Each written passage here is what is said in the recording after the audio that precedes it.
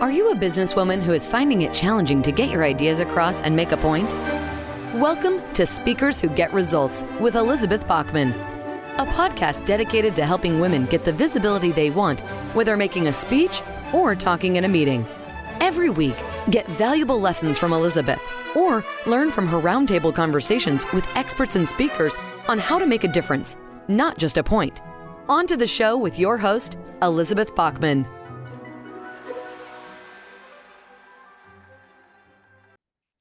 Ellie Steinbrink, welcome to Speakers Who Get Results. Thank you, Elizabeth. I'm so glad to be here today. Well, excited for this conversation. I'm really glad to have you here. And I particularly like it because when we first started talking, and you were talking about clothing and style and all of that, and then you started talking about mindset and the mindset behind what we wear and how our mindset influences what we wear and all of that. And I said, okay, we got to get talking about this. But before I get into that, in all the interesting brain science that you have around clothing, let me ask you about your dream interview. If you could interview someone who's no longer with us, who would it be? What would you ask them? And who should be listening? My dream interview. I love this question, by the way, because I'm not asked it often. So it's fun to kind of think about who you would want to speak with. My dream interview is with Betty White. She is an actress, one of the most well-known TV stars, women in TV, best known there, producer, game show host, all of the above. And one of the things I really love most about Betty White is just how long her career has spanned. One, that's impressive in itself. But two, when you hear her speak in interviews, she talks a lot about her mindset as it relates to her age, or as it relates to being the first female in many of these different realms, being the first female to, produce, first to, be in the TV shows and have a starring role, the sitcoms. It's an incredible legacy. And what I would want to ask her is, what was your secret through all of those barriers that you were busting through, not just from a career standpoint, but busting through those self-perception barriers? How did she keep herself going even into her 90s? She had a revival of her career in the 90s. How impressive is that? And how did she maintain that energy, that stamina, that mindset to keep going and being successful all along the way? Well, and you have to think that she started out as just another blonde. So she started out as just another one of those blondes, and moving from that into continuing to get work, being accepted as a comedian, which was also not always easy for women. And then having the revival as she got older to be accepted that, and that everybody loved her. That's the other thing, is that she was beloved. How many ingenues grow into someone who winds up being beloved, especially after so often she was playing just the dumb blonde. And that's a really hard role to move out of. And she did. And I just think we would have a great time talking and laughing. I know for sure she would make me laugh. So that's the other reason I think this would be a delightful dream interview. Oh, good. That sounds like great fun. So, Ellie, why does style matter? You've been talking about the brain science, but behind what you wear. Yeah. Talk to us about that, please. Yeah. I don't think really style is something many of us think about beyond just going to the store and getting something in the last minute emergency for a speaking gig or for a meeting you have. But all these years of getting dressed, even to the point when I was a little girl and I would get a new dress and I would twirl around in that dress. And I'm telling you, I would feel so much good energy. I would just feel lighter than air, like I could accomplish anything. And it wasn't until recent years where I thought, why is it that I felt like that? And that continued into my teenage years, into my early working years, when I put something on that made me feel my best self, that felt really good on me, or maybe it was a color that I really enjoyed wearing. Something shifted in me, and I never really knew why until just recently. I realized there is actual brain science around what's happening. And that is, what you wear changes how you behave, how you perform, and how you feel. And so, very simplistically, we won't go into all the details of the brain science, but what is happening is that when you have a feeling, your brain activates and sends chemicals throughout your body. Okay. So when you have a good feeling, your brain activates and sends good chemicals throughout your body. And of course, when you have a bad, icky, yucky feeling, your brain activates and sends bad chemicals throughout your body. And there's even been studies shown that repeated state of having a bad or negative feeling, your body being flooded with bad chemicals, can lead, in worst cases scenarios, to depression, anxiety.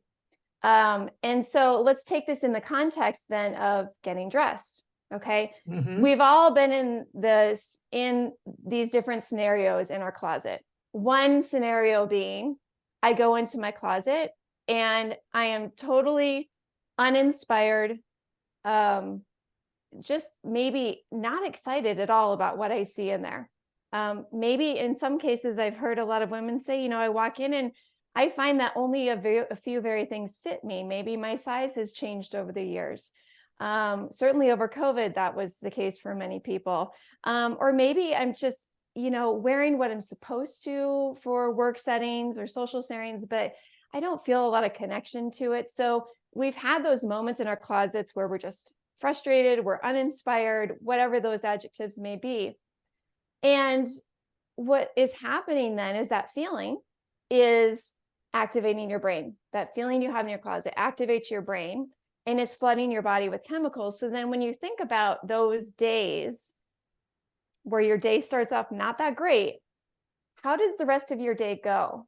And if you've ever stopped, this could be an exercise that the listeners could do tomorrow, without even changing a thing. When they go into the closet, just note, how do I feel? And take note of how the rest of your day goes. For example, maybe you're a little short with the people around you. I know sometimes when I'm frustrated in my closet, I just can't seem to get anything to work, or it just doesn't feel right for what I need to be dressing for the day. I may be a little snappy with my husband or my kids. I know I definitely hide more. If I was going into an office, or if I'm working from home, maybe I'm not turning my Zoom camera on. There's all these little fallouts of that one act in the morning. Now, if you flip that scenario and you go into your closet, and let's say you do have something really great to put on, maybe it's a color you love that really just lights up your skin, or something that feels really good on, a material feels good, or just your favorite outfit. Now, when you go put that on, it's a completely different experience. There is that energetic high that I was talking about earlier, back from the time when I was a little girl and experiencing this, that floats you through your day. And when I'm working with women who are, at a high level in their career, and they're looking to make these nuanced changes in how they're showing up and how they're performing, it's things like this that really do help them take it up a notch. Is just noticing that there is, in fact, a connection between what you wear and how the rest of your day goes. Well, it also has to do with how you are perceived. Yes. And what's appropriate for where you're going, and what is the image that you're projecting. Right?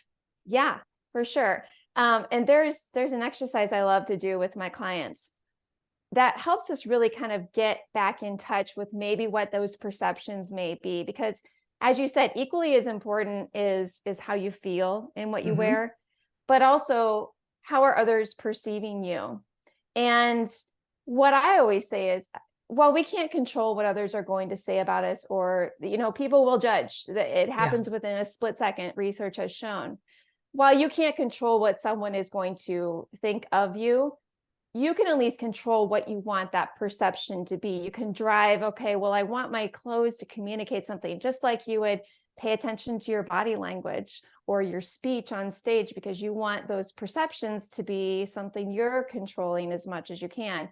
But, the question I like to ask is, imagine you were, imagine a scenario where you went to a work or a social event, and in the last couple of years, I know women were having to stretch way back in their memory because there weren't as many in-person settings. But if you can think now, maybe from the last year where you started to go back out to work or social events, and think of a time maybe when you spent a little more time to get dressed. Maybe it wasn't just grabbing something quickly out of your closet, but this is an event you wanted to show up for. Maybe it was a speaking gig, a time on stage, a big meeting, where you really gave some thought to what you were going to wear that day.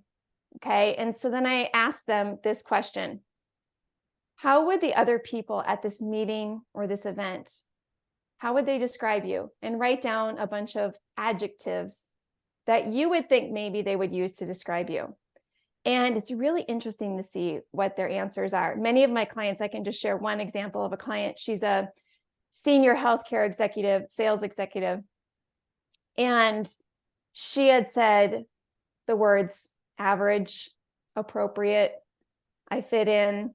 And I think that's eye-opening too, is just for you to be completely honest with what would somebody say about me.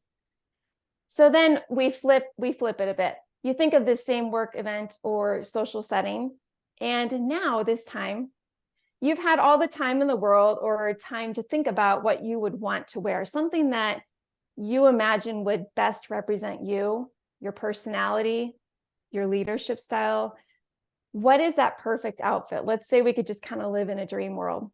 Okay. Now imagine yourself walking into that same event, walking on stage or the meeting or whatever it may be, and ask yourself that same question: how now would people describe me? And it's impressive, the difference, approachable, confident, like a leader, polished, put together, professional.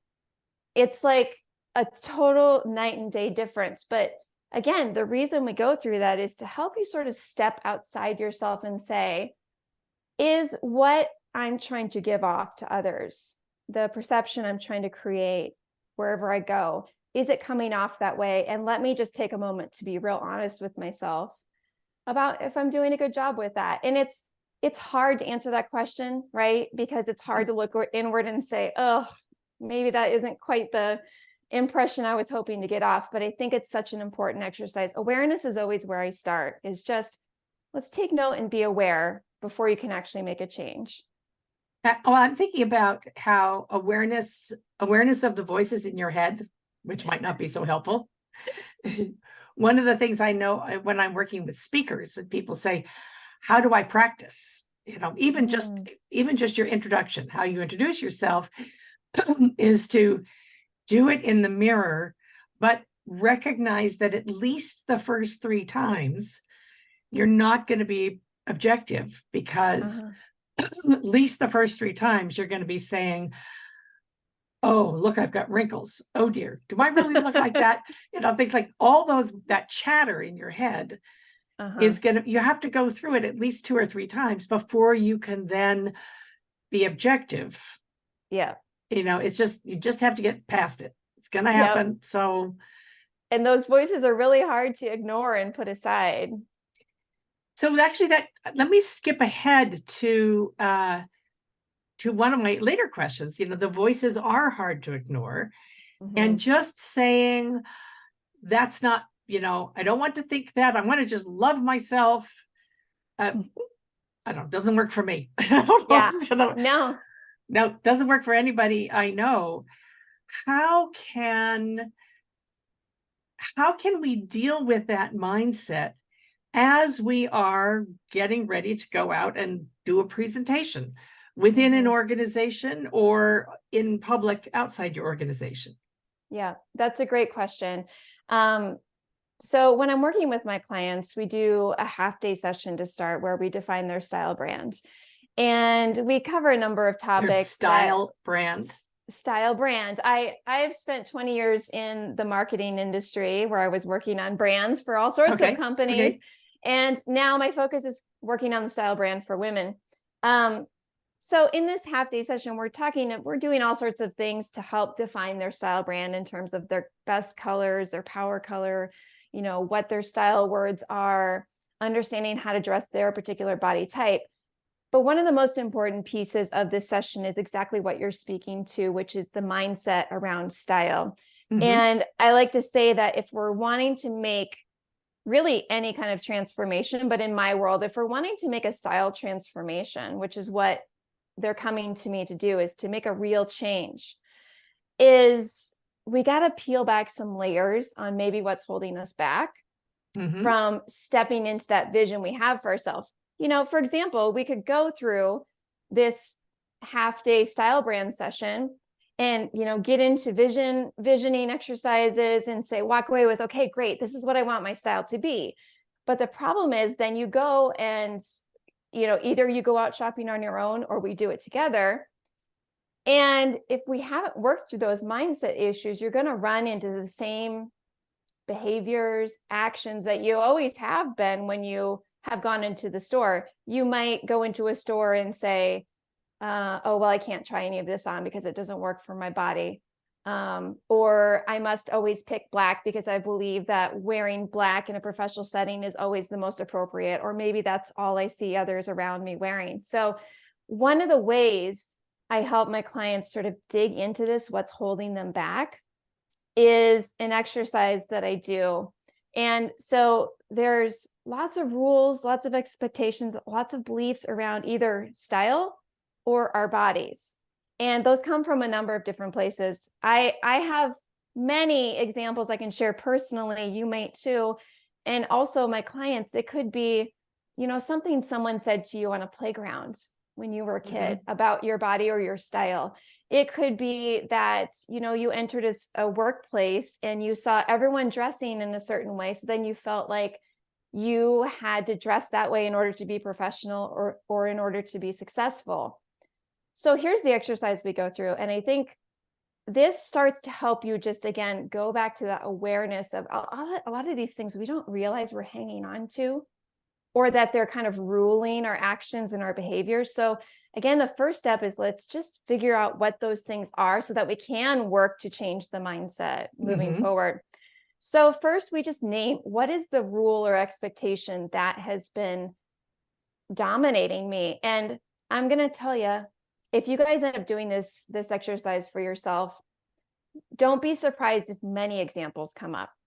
I mean, because you're talking about culturally, maybe what have you been told about style or about your body or about a woman in our society? What has patriarchy said? What has familial rules or customs said about how you dress or how you don't dress? So don't feel like it's a problem if you come up with a lot of different things. But what I ask them to do is, after we go through a number of examples, I say, pick the one that feels like it's still very prominent for you. And so we just name it. And I'll work through this through one of my clients' examples to kind of illustrate how this flows. So one of the clients was primarily only wearing black in her professional. Now, I want to say there's not necessarily anything wrong with wearing black. I mean, if that's your thing and that's your style, great. But in her case, what we uncovered is that she had adopted a belief that black is professional. Black is just easier because I don't have to figure out or think about what goes with black. If everything in my wardrobe is black, I don't have to do much thinking. Right. Black is a way that I can kind of hide in social situations. And kind of, instead of step up and stand out. It doesn't have to be a big statement maker, but she realized that I think this is a comfort, because even if she were to put on a dress that was very colorful, she said, I would always grab my black blazer because it was just like a comfort for me. So then you asked, first you're just naming, what's the belief, the rule, or the expectation that you feel is holding you back? Number two is, what fear is that belief creating? So her fear was, if I don't dress in black, I may not be perceived as professional because all I see around me is people wearing black suits. Happen to be a lot of men in her industry. Not that there's anything wrong with that, but they're all wearing black suits. Another fear, it might cost a lot more money. If I'm, trying to figure out different colors, and it's just so much easier with black. So I'm afraid I'm going to waste all this money if I try to expand beyond black. And then I'm worried about how I might feel if I choose a different color. Maybe I choose like the teal you're wearing today, Elizabeth, is beautiful. Like, what if I came out in a teal suit instead of a black one? How would I feel? Because obviously maybe I'm going to get a little more attention wearing that versus, kind of the sea of black. So the second thing is naming what fear. And the third thing is then understanding when you're believing this belief and you're carrying it around with you, how does it then impact your actions? How does it work to self-sabotage you, essentially? And her answer was, when I go shopping, even though like deep down inside, I kind of wish, because she told me, I would see other women at conferences and they would be wearing standout colors or these really beautiful garments, and they were embracing color and with so much confidence. And she would kind of think to herself, I really wish I could do that. She secretly wanted that. She wanted to step out of her shell. But every time she would go shopping, because she has this belief that's so deeply rooted, wouldn't even consider black. I mentioned before, if she did wear a color in a dress, she would always add her black blazer on top. And so in that way, this belief that was so deeply rooted is self-sabotaging. So I'll just stop there because I know I've been doing a lot of talking, but you can really work this scenario through whatever rule or belief is holding on to you so tightly. And you mentioned body image things. There's a number of my clients that have had body image examples. I have my own personal one in that regard too. So it's a very powerful exercise because it's really just taking maybe something that is unconscious into the conscious. I guess awareness is everything. There we Everything. go. Awareness is everything is what I mean, so many factors. Would you then recommend maybe doing one thing differently? How I could imagine somebody wearing black all the time and then buying a bright red dress and it hangs in the closet, or a suit that hangs in the closet. Yeah. So, what we did for her actually in this example is her color palette. She was able to wear beautiful burgundy colors and actually the teal that you're wearing today.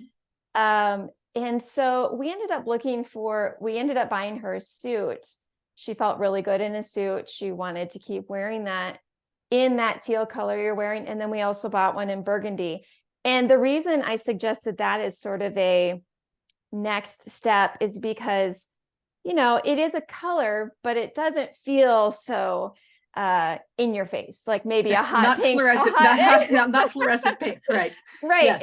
It still felt like a nice move towards the color she wanted to embrace in her wardrobe. And it didn't make her feel so exposed. But actually what ended up happening is once we made that step, we bought some other pieces to go, for her work wardrobe. And there were some other brighter, colorful pieces. And we ended up trying on a lot of colors and mixing and matching them in different ways. So her taking the one step, and it may not be this way for everyone, but her taking that next step almost gave her that little bit of confidence that, oh, I can do this. This isn't as scary as I think. Then led her to take several more steps forward and gave her more courage to say, okay, I really like this. I like how I feel. I like that this is giving me more confidence in those work and social settings. How do you, can you talk a little bit about color in terms of one's personal color palette? And I'll just tell you Yes. a quick story that for many years I did wear black. And I do Mhm. still wear black from time to time. Until I had my colors professionally done, I was Mhm. regularly on stage. But when I really started being seriously as a speaker, I met somebody who was a color analyst. And I said, here I am. I've got my red and my black and my gold. And she said, what if you try a softer patterned sort of blue with patterns? She called it a watercolor.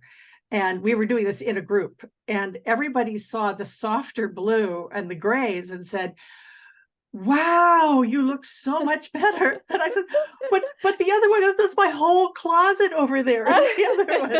And I actually did change everything I was wearing because Yeah. it was better for me. It wasn't what Mhm. I thought I was supposed to wear. Mhm. Yeah. So there's a couple things in what you're saying there. Is one is we do have beliefs about colors that we should or shouldn't wear. Mhm. I've even had clients tell me that, they've had a parent say, "Oh yeah, you don't look good in orange, so don't ever wear that color, or don't wear yellow." Uh-huh. So when I'm working with my clients, we do a color analysis. And so they will get their 35 best colors, their best neutrals, their best metals, so like silver or gold or platinum. And it can be very eye-opening, just as you shared. Even for me personally, I'm, if you guys are familiar with the seasons, I'm an autumn, which means I'm a warm tone. And which also means that black is not in my color palette. And same as you, Mhm. I had plenty of black pieces in my wardrobe that I was not ready to part with. Uh-huh. Um, so my approach, I know that, a color analyst may say something different. I know I've heard them say, we need to exclusively only wear the colors that are in your color palette and Mhm. never stray from it, because it is going to warm up your face. And I do believe I've seen that difference even in me wearing white versus ivory, which I'm wearing today, makes a huge difference when, Mhm. to warm up my warm skin tone. Um, but that said, when I'm coaching my clients, I think it's important to know which colors are best for your skin. But that secondly, I don't want to completely negate what colors you really love and Mhm. feel you're most confident in. So we take some time to talk about, well, let's say I really do love hot pink, but Mhm. that is definitely not in my color palette. There are ways you can incorporate that, maybe in a pair of shoes or a belt or a scarf or an accessory. You wouldn't have a purse on stage, but a belt certainly, or shoes. Can you add that pop of color that makes you so excited and energetic and most yourself? Can you still incorporate that in a way? Or even like how you're doing it today, Elizabeth, is another recommendation is, yeah, maybe black isn't your color, but that nice teal so close to your face. And I can't tell if it's a scarf or a shirt, but It is a shirt, but I am yes. also wearing a jacket that looks black, but it is actually blue. If you Okay. put, it's So a a very dark dark blue. navy. So it's a Okay. very dark navy. And if you put it next to something that's black, you can Yes. tell. So I can see Yes. on the camera, it looks sort of dark navy, but I also have a blue Yeah. background. So I knew I Yes. needed something. So part of it is, I wanted to wear this turquoise shirt Uh-huh. and I knew that if I wear it against the background, I would disappear. It would be too much the Yes. color of the background. So I needed the jacket to go with it. Yeah. Just a quick question as we're coming to the end of this. Do you work with men as well? So I have worked with men. However, my passion is working with women. So I Okay. am working exclusively with women at this point. Because I'm wondering if you found the same sorts of body issues with men. Certainly, many of the men I know have the same Yeah. sort of body issues.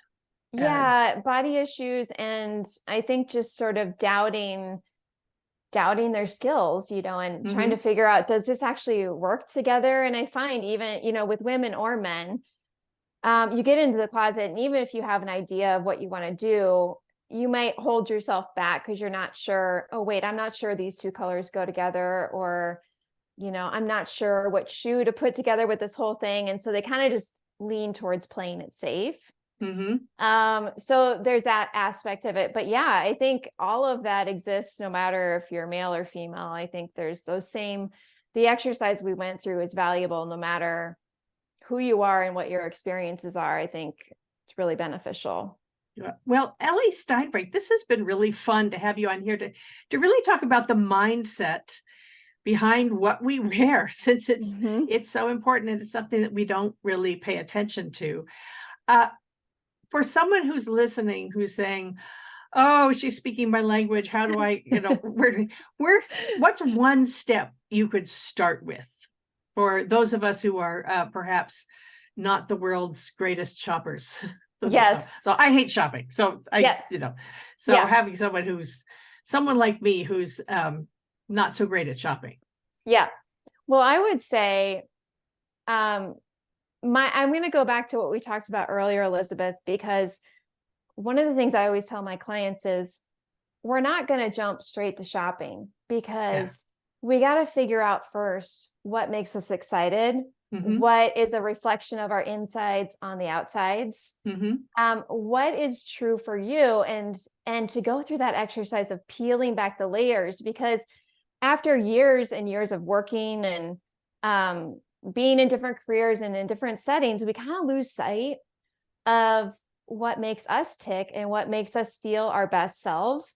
So I would say that's the biggest mistake women do, is run straight to the stores. And I know we're rushing at the last minute to find something, but the most helpful step is to first step back and say, what is it that I like? And you could even do an exercise of, what are women I have around me, or public figures or influencers, or even work colleagues that I look at them and say, wow, I'm so inspired by their style. Start to get curious about what you admire, when you think of the highest version of yourself, how do you see yourself dressing? And take a step back to think about that first before you step into a store, to really figure out what feels good to me. And then what maybe is holding me back as I try to make that step from my dream style vision into putting that into reality, what's holding me back. I love that. So thank you so much. So Ellie Steinbrink, thank you so much for being on Speakers Who Get Results. And for those of you who are listening, our dear listeners and watchers, if you enjoyed this, please follow us. Tell your friends. Follow us on YouTube. Follow us on whatever app you're on. We really appreciate it if you could do us a favor and leave us a good review on Apple Podcasts. That's the one that matters. And have a good time. Listen to Ellie. We'll put her contact information in the show notes, and enjoy being somebody who really stands out and looks awesome when you get met. So when you cut out there. In any case, this has been Speakers Who Get Results. I'm Elizabeth Bachman, and I'll see you on the next one. We have just concluded another great episode of Speakers Who Get Results with your host, Elizabeth Bachman. If you got value from today's episode, please feel free to share us with your friends and colleagues. You may also visit elizabethbachman.com for additional resources. Be sure to tune in every week for new episodes, and thanks for tuning in.